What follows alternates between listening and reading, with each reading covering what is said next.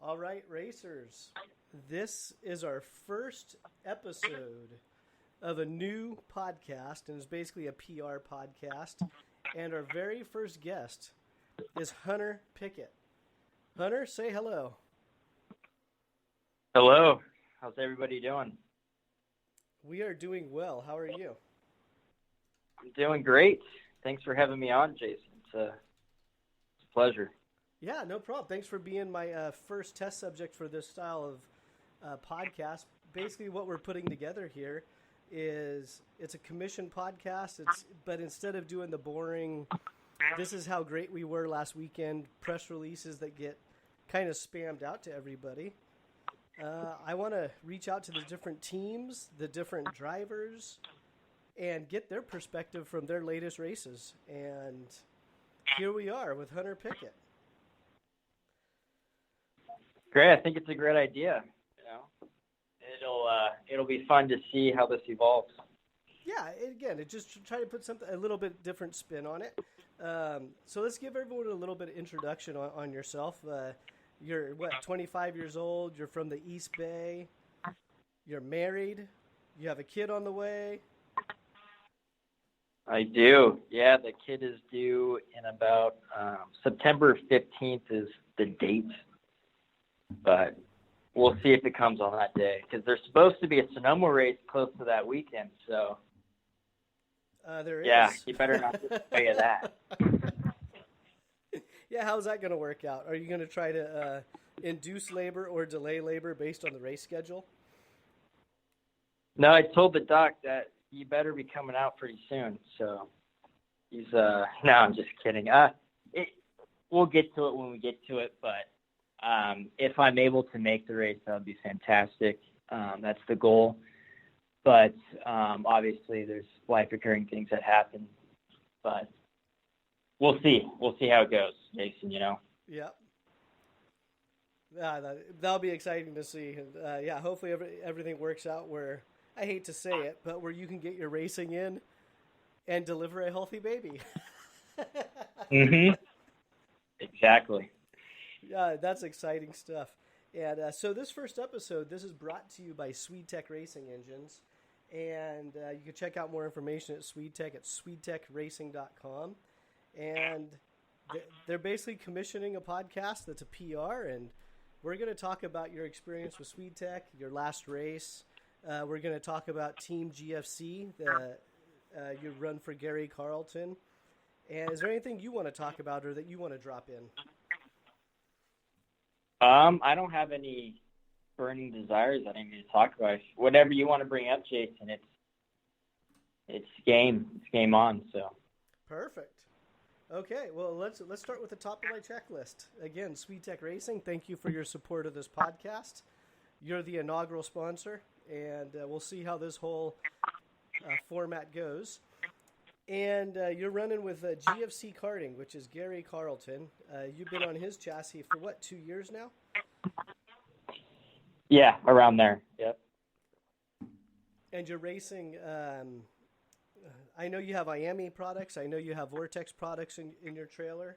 The last race you were at was the Rock Sonoma event. And yep. You did okay, I think, out there. Yeah, it's Sonoma is one of my home tracks in Northern California and one of my favorite tracks, and been fortunate enough to have some great success there so far in my career. Yeah, and just in the love last the race. environment. Yeah, it was the outside of qualifying. I mean, you qualified second to Cole Shade, and then from there it was the Hunter Pickett show. Yeah, everything went into place that weekend. I was hitting my marks. Still conditioning, which is big, even though with everything going on. Still finding my time in the gym, which is great. And felt good, felt strong, and felt competitive. But I will say Cole Shade has really stepped up as a driver, and he's going to be he already is, a great young, fast kid in the sport. Yeah, he's had leaps and bounds over the past year and a half, and I mean, shout out to Gary. It's impressive watching his crew roll up to the grid, especially in the senior shifter category, where you guys have at least 3, sometimes 6 drivers rolling to the grid at one time, and I don't know if you want to admit that you're probably the lead on the team, but you are one of the older drivers in the senior category on Gary's team. You've probably been with Gary close to the beginning. Mm-hmm. And no, Gary, I will say Gary's program is it's unbelievable. I mean, what he's doing and what he's doing with the sport is fantastic. Being a part of it is it's an honor and it's humbling. Gary puts a lot of time and a lot of energy into what he loves to do, and that's racing. He just goes all out. He doesn't leave a stone unturned, and he is very methodical and very passionate about his work. And I feel the same way. So we mesh very well, and we are very competitive, and I think we're going to have a great success. And we've already seen some great success already in the 2 years we've been together. So it's exciting. It's exciting stuff. It is, and I like how Gary's starting off. I don't want to say it's starting off small in a bad way, but he's starting off with a small effort within his means, with his Sprinter van, and that Sprinter van filled up awfully quick. He bought a trailer. He's been adding more and more drivers to the squad, and it's just very organic, and it's really neat to see. With his relationship with SweetTech, I was able to see firsthand how much effort he put in. That no one ever sees the boring stuff, right? I mean, everyone sees the Instagram posts or the Facebook social media type posts. That's what people see. We all try to make ourselves look better in social media. It's like, oh, I got a great life. But, they don't see the times when, Gary's hacking on the cart, or he's down at, SweetTech working on the engines and trying to get things right, and going out to the tracks on a Wednesday, or amidst this whole coronavirus thing, trying to find open tracks just to get seat time. And yeah, it's neat to see. I think it's like what you said. Social media only captures like maybe 2% of Gary's effort into his program. I mean, he is consistently going above and beyond, and trying to find speed, whether that's with the chassis or with helping with SweetTech. Yeah. I mean, and it's, again, testing, driving, and not just doing the same thing over and over. I heard this from an eBay YouTuber a couple months ago, and he was talking about selling stuff on eBay.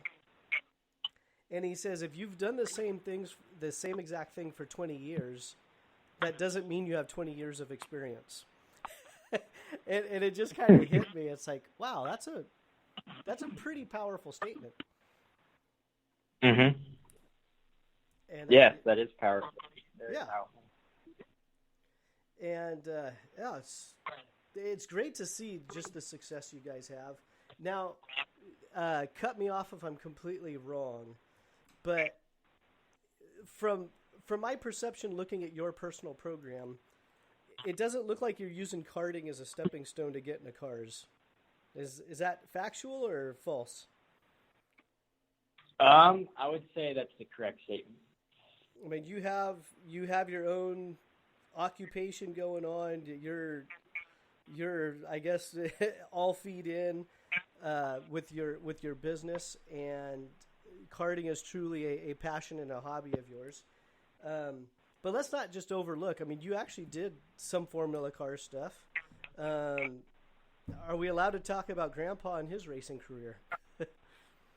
Yeah, I mean, that's where I learned and I've found my passion is through my grandfather's racing and being at the racetrack when I was 6, 7 months old and smelling the gasoline for the first time and the burning rubber. I mean, that was my spot, that was my place where I loved to be. And growing up, I always enjoyed racing. I did a little karting when I was younger. I took a break actually and did competitive sports in high school and before that with soccer, some baseball, track, lacrosse. I was an active kid, and due to injuries with my knee in soccer, I found myself back into racing and put more of an effort in and started seeing results, and it's flourished from there. But I did do some Formula Car stuff, and that's when my dad and my grandfather sat me down and gave me a proposition. They were in between an acquisition with their previous company, and my grandfather had an idea of a flavor company and said, "Hey, here's an opportunity. Would you like to be a part of this?"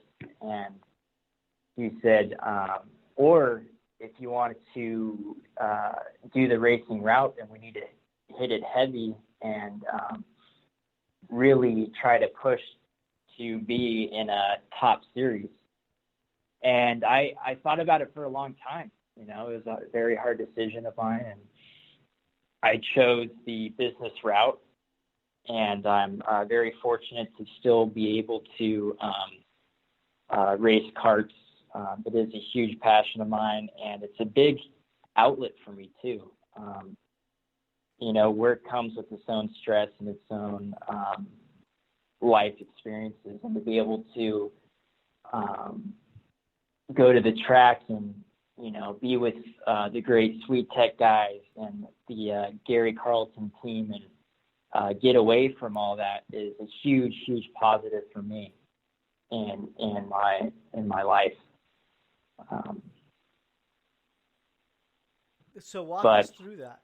I mean, you have an opportunity to jump into the family business, or you have the opportunity to go race cars. And you made the decision to do the family business at this point. Walk us through that. At this point.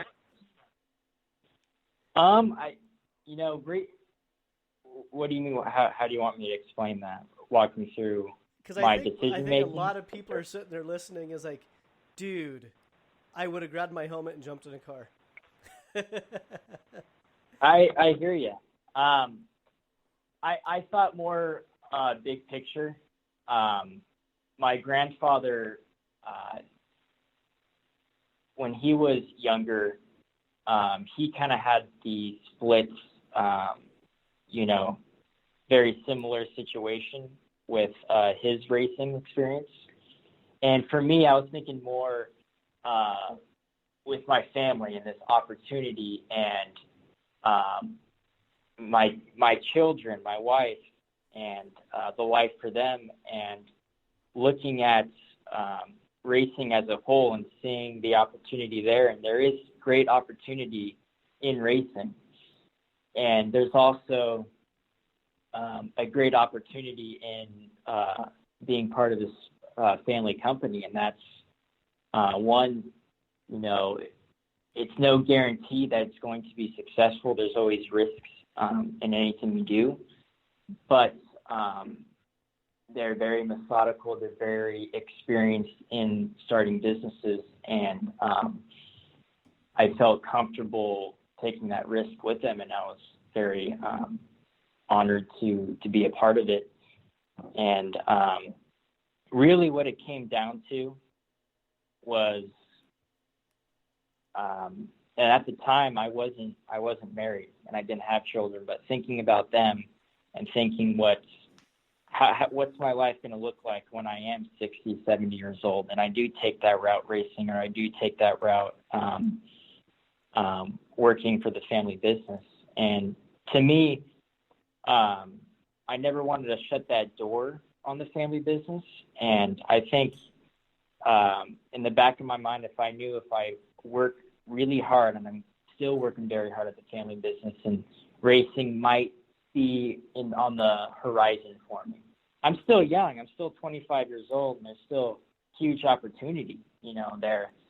And yes, Formula One is past my time. I'm too old for that now. But I never thought about that type of racing. I thought more sports cars, a little bit like my grandfather. And but you never know how life's going to take you. So it's hard to make assumptions and conclusions when I'm 25 years old still. So did that answer your question there, Jason? That did. Yeah, it's actually, again, stating you're 25, that's a very mature outlook. Because at 44, if someone gave me that proposition, I want to go race cars. Oh, man, I hear you, And sometimes I think, man, did I make a mistake? But no, I don't think so. Yeah, I mean, and your family comes from a racing background, so you've seen it firsthand. Again, I think that's just a very mature outlook for 25. That's incredible. Actually, speaking of sports cars, so this is a weird segue, but back at the beginning of the year, you were voted by eKarting News the driver of the month, January 2020. And I'll put a link to their article, both on the podcast description and on NorCalCarters.com.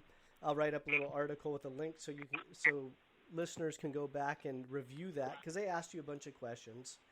But one of the questions that really stood out, they asked who your favorite race car driver was, and you said Klaus Graf. So yes. My question is, who is that and why? So I got some heat actually from my grandfather on that one. He's like, why am I not your favorite driver? Well, I mean, I think people would already assume that you are, and I always looked up to my grandfather. I still do to this day, and he's fantastic. But Klaus Graf gave me a different perspective on driving and in life. That's why I chose him as a driver, and his passion for the sport and how he went about it, and his journey in the sport is quite interesting to me. When he was like 6-7 years old, his father drove him down to the CRG factory and dropped him off, and he basically grew up there racing. Is from what I've heard from him. And he raced Formula cars over in Germany for a long time. And he came over to the States and raced against one of my grandfather's competitors. And now it's one of his good friends, Paul Gentilozzi. And I remember watching him when I was younger, and his style, his demeanor, the way he processes things, and he raced for my grandfather in his ALMS team for many years, and I was lucky enough my grandfather let me sit in on some of their driving debriefs and their engineering debriefs, and listening to his feedback on the car. And he was essentially like a race car driver, but very engineer minded. Very similar, like who I would say Nicky Lauder is. He just knew everything there was about cars, and how to make them faster and how to make them more comfortable to drive. And he had a big impact on my grandfather's team in car setup. And it was very interesting. And I always kept that in the back of my head and tried to apply some of his techniques to my program and how I drive and how I communicate with Gary and with Rainey at Sweet Tech. So that's why I chose him as my favorite driver. I mean, yes, he's a great driver, but there's so much more than just driving, I think. So you feel he enhanced the team's program with him being not just the driver, but an asset. Yes, he was a great asset. Well, thank you for answering that, because when I read that on eKarting News, I'm not a big, if it's outside of karting and is not someone I personally know that went through the ranks of motorsports, I don't usually follow it too much. That name just really stood out to me because it wasn't your typical, from my perspective, it wasn't that superstar branded name that you hear tossed around all the time. And I wanted to ask you about that, so thank you. Yeah, no problem. Like I said, he was more in Europe. That's where he was brought up. I think he races currently in DTM for Mercedes-AMG, I believe. Okay. But I believe so. That could be a year or two ago when he had that gig. But anyway. So rewinding a little bit to the last Rock Sonoma event, again, you qualified second in the pro class, and then you swept Heat 1, Heat 2, the main event. You set fastest laps. Are there any particular moments from that weekend that just stand out? On or off the track? Either. I would say what stood out to me that weekend was the GFC's tent. And under the tent, there was a lot of great things going on. A lot of the drivers interact quite a bit, and they overlay data. They talk about data. They talk about different lines on the track that they use, different reference points, and just try to get drivers to up their game and become better. And that helps me, and that helps other drivers as well. So, and you get to see, for me, I always try to learn in any situation, and other people can teach you as well. So you definitely have to let down your guard and be able to do that. Some people can do it better than others. But to me, that was probably the biggest thing of that weekend, is talking, like I said, with Gary and his team. Yeah, I mean, well, you guys are putting up some massive results. It's not like you're the one guy under the tent that's standing on the podium. With Gary's efforts, it's not uncommon to have two or three of you on the podium at the same event at the same time. So you guys are doing a great job. So walk us through like a track day or a weekend. So before you get to the track, how do you mentally or physically prepare yourself? Let's see. How do I mentally or physically prepare myself? Well, when you're working, it's quite hard. You don't get a lot of time to think about racing, which is a blessing. And there's also some cons to that too. Like other drivers that I race against, this is what they do day to day. And there is some pros and there's some cons to that too, in my opinion. So for me, I kind of go in there with a clean slate mindset. First, we'll talk about physically. I do a lot of mountain biking, and that wears you out big time. One, it gets you, I think, your hand-eye coordination, and it's similar to racing in that way, going down the hill. And going uphill, you get a great endurance workout, you get your heart rate going, and you get a good sweat. So for me, I found that helps me immensely, because you can get into that ultra adrenaline rush slash zone that you would get similar to karting. And mentally, I also do a lot of meditation day to day, once or twice a day for about 5 to 10 minutes, and sometimes the guided meditation on an app. But for me, that helps me and allows me to, one, unwind and let my mind quiet down.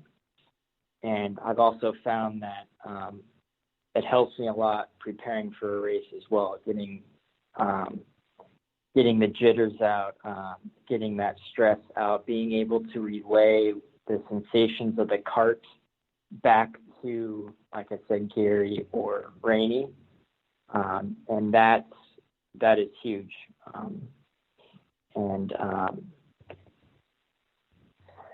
I would say that's more of my mental prep. Diet is huge as well. If you don't eat healthy, your body's not going to run on its optimum level. So maintaining a healthy diet, staying hydrated, drinking electrolytes and things like that are just going to enhance your driving and get you more prepared to be on the track and get those wins. Well, you kind of answered my next question. I was going to ask, how do you eat or drink leading up to a race? But then you just mentioned hydration and electrolytes. I was almost hoping you would just say McDonald's, because then you'd have meditation, mountain biking, and McDonald's. The three M's. I'm not going to lie. I do have McDonald's occasionally, but I can't have it too much. I don't think any of us should.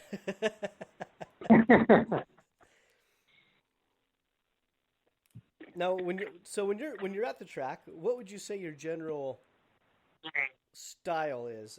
You probably hinted at this a number of times with your answers, but are you just, when you go to the track, being that you're not a full-time karter, are you just itching to get in the seat, or are you relaxed? You kind of take in the environment and pace yourself? It's like, okay, we'll get there eventually. How do you approach that part of it? I definitely get excited. It's definitely something you have to learn how to control your excitement and stay calm and stay poised. But I would say, sorry, can you repeat your question? My brain's moving too fast. Yeah, no, it's all right. So do you find yourself just itching to get in the seat, or are you just taking everything in, you're relaxed, you're absorbing the environment, and it's just like, we'll get in there, we'll be out there soon enough? I would say it depends on the weekend. Sometimes I'm extremely relaxed, sometimes I'm a little bit more high-strung. That's just with other things going on in my life, and I just have to learn how to manage that at that time. But I would say that it's mixed. What I would want to be is more poised, calm, relaxed, and definitely still aggressive to get in the seat. And but that's what I would want to be, So, and I would say most of the time that's how I am too. But there is, I don't think anything's constant. So. Yeah, and I've observed you for a couple of years now, and I have noticed, if I had to put you in a certain category, I have noticed you tend to be under your own tent with your own program. From what I've seen, you tend to be a little bit more, not completely in the background, but kind of step back, where it looks like you're analyzing stuff, you're taking in everything. And again, that's just from the few moments that I've seen you interacting, walking in and out of your tent. Would you say that characterizes you pretty good? Yeah, I think maybe I overanalyze a bit too much. But yeah, I think you nailed that one. Because you're always present, but present doesn't. Again, it doesn't mean you're like right on top of your guy saying, "Hey, we need to do this. We need to do this. We need to do this." It's you know exactly what's going on. Mm-hmm. Yeah, no, definitely. And I try not to be on top of, really anyone on the track. It's Harrison does a great job, and is a huge success and a huge part of my racing career. And he doesn't need that constant reminder. He's very on it. And that's Harrison Mills from the Kinsman Kart Club. Yep, Harrison Mills. Harrison Mills. Good kid. Good kid. Now let's put you on the track. What is your favorite part? If you can only pick one thing about the track, is it the qualifying atmosphere? Is it the standing starts of a shifter race? Is it that first outlap after the green flag? Where is your favorite part of that racing moment? I would say my favorite part of the racing moment is the last lap of the race when that white flag is going out and you're leading. There's not a lot of sensations. There's not a lot of reenactments for that feeling. It's an unbelievable feeling, and to get to that white flag, to that checkered flag, and really being in that moment is quite special. Interesting. I didn't even have the last lap on my notes. It doesn't happen all the time, but when it does happen, there's nothing like it. There's nothing like it. All right, I like that. When you're leading. When you're leading. Yeah. If you're in second or third, then you're just it's a different story. Yeah. So now, what would you say is your just favorite overall kart track, whether in Northern California or any track you've been on? For some reason, I mesh very well with Indiana. It's high speed. There's a lot of flow to it. It's technical. You have to keep your momentum up, especially in a shifter kart, and it suits my style big time. And I've seen some success there too, so that definitely helps my answer. But I would say Indiana. Yeah, you definitely had some standout performances at Newcastle. Yeah, a couple. Yeah, and then Tucson, it seems like you had the Tucson number. Yeah, Tucson I definitely enjoy as well. That's definitely close second or third on the list. And then bringing it back to NorCal, what's your favorite NorCal track? It's hard to pick just one, Jason. I grew up at Dixon myself with Mamo Gidley. Mamo's one of the guys that got me into karting, and he was my mentor, and he taught me some foundational pieces to driving. And we would always go out to Dixon, and it's a love-hate relationship there, I will tell you. But the track is fantastic. You get a great workout from it. It wears you out, and you can just run laps there compared it to other tracks around here. It's not always the busiest track, which is I see as a plus, just because you're able to get a lot more laps in when you want to. But Dixon is a fantastic track. I actually haven't raced there, which is interesting.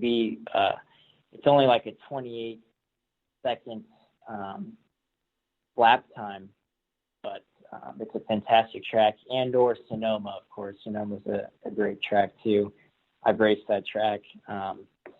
It's a little bit less physical than Dixon, but you can still do a lot of great testing there, engine testing, which is great for it. But those two tracks are my style. I like them. You like them. Now, kind of a segue. What is your favorite food place near a racetrack? Probably say Angelo's, that deli off of Sonoma. For some reason, even though it's a deli, it's unique. It's got a unique taste. Yeah, and their beef jerky. The beef jerky is so good. Mm-hmm. You always know when the teams go to Angelo's and they come back with that white wrapped sandwich and there's a little Andes mint taped to the top. Oh yeah, that's their signature. Yeah. Yeah. Yeah, Angelo's Deli. I think many people would agree with you on that one. All right. Yeah. Well, I'm pretty far down the list of my questions.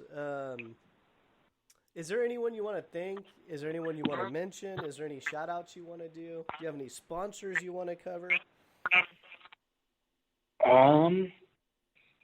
Yeah. I'd like to thank obviously GFC, Gary Carlson for his team, take me under his wing, and we're having a great time, and I value our relationship on a personal level. And same with Sweet Tech, with Rainey and yourself, Jason. I do also value Rainey's relationship quite a bit. He's a great friend of mine, and he's fantastic. My dad always calls him, his nickname is Quest, because he's always on a speed quest on his dyno. So I always get a good laugh out of that one. Quest. Yeah, Quest. My wife, Carlin, she actually loves the track and she likes being in that atmosphere, and that's rare to find in a spouse.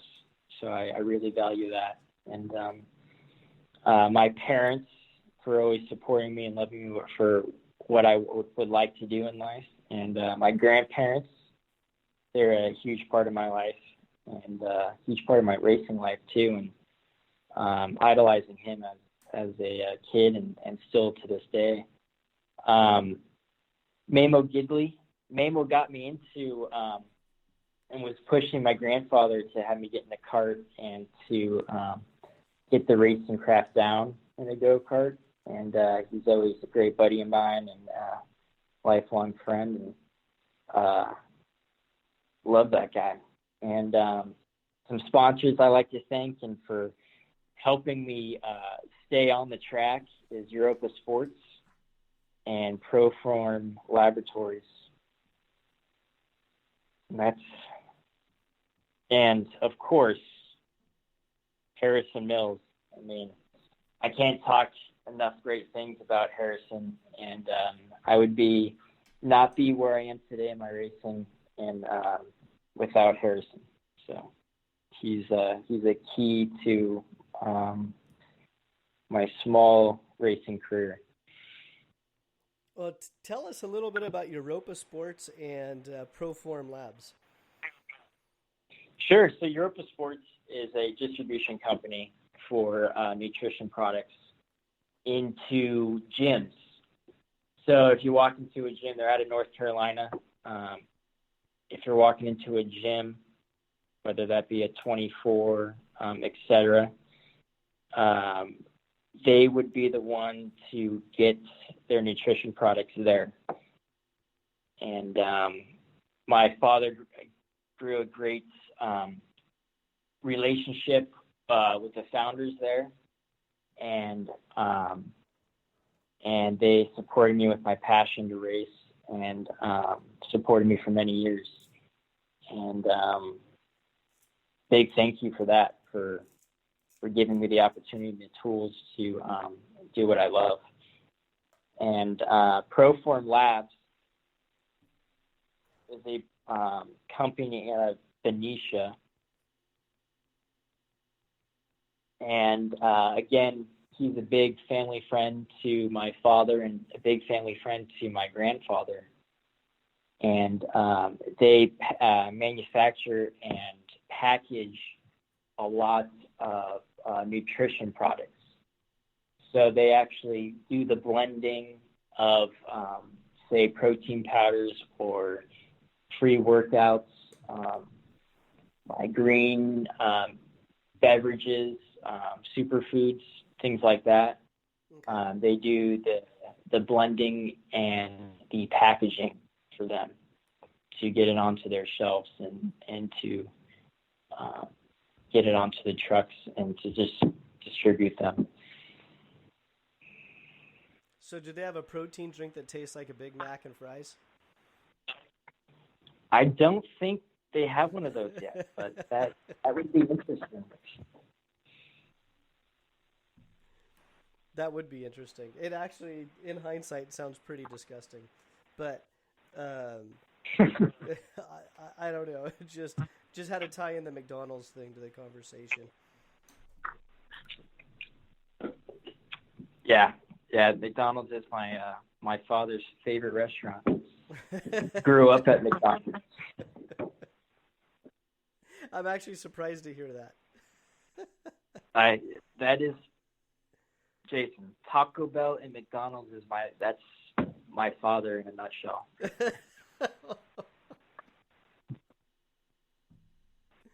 Wow. Yeah, I can't imagine that's every single day. No, it's not every single day, but maybe too much. That's his guilty pleasure. Yes, it is. All right. Well, is there anything you want to add to this inaugural podcast? We covered a lot, man. I think I'm good. Is there anything you want to add or discuss further? No, I mean, I'm sure as soon as I hit end, yeah. I was like, oh, I should have asked him that. I should have asked him that. And again, this podcast is brought to you by SwedeTech Racing Engines. It's always hard. You start going down one path, and then it's like, oh, yeah, let's continue exploring that option. So, and like I said earlier, I mean, I will link. There was a article written up about you in January on eKarting News. And they had asked you your favorite food, your favorite car, all that fun stuff. But no, I think for now that's a wrap. All right, Jason. Well, I appreciate it again. you coming on. Thanks for having me. Yeah, hold tight for 1 second. Everyone, thank you for tuning in. And Hunter, thanks for coming on, but hang tight for a second, Hunter. Sure. Hunter Pickett, everyone. Hunter Pickett.